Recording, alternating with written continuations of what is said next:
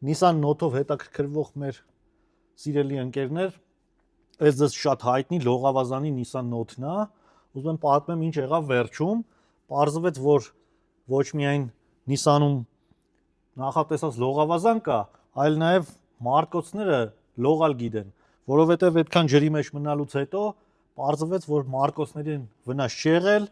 չորացրեցինք ու հիմա տեսեք արդյունքը, այս մեքենան արդեն պատրաստ է ու շուտով կհավաքենք։ Բայց սա ամենը չի, եկեք ձեզ ուրիշ բան եմ ցույց տալիս։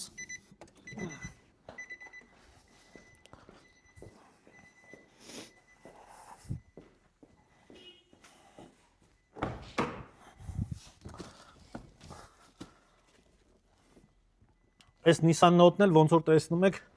այն մեկը ջրեղեղ էր եղել, այս էլ երկրաշարժի տակ է մնացել ու փաստորեն մեքենան խփելուց հետո խոտ չէր ընկնում, ուներ մարկոցների լիցքավորման խնդիր եւ այլ խնդիրներ, որոնք պատճառ էին դարձել, որ մարկոցները չլիցքավորվեն։ Այս մեքենան էլ է արդեն պատրաստ ում գնալու, շուտով էս էլ կհավաքենք, ուզում եմ սրա արդյունքն էլ ցույց տամ։ Եվ մի կարևոր բան եմ ձեզ ուզում ասել։ Երբ խոդ եք տալիս ձեր Nissan Note-ը, անպայման նայեք, որ սլաքները սկսեն աշխատել դեպի լիցքավորման կողմ մարկոցի։ Եթե դրանք չեն աշխատում,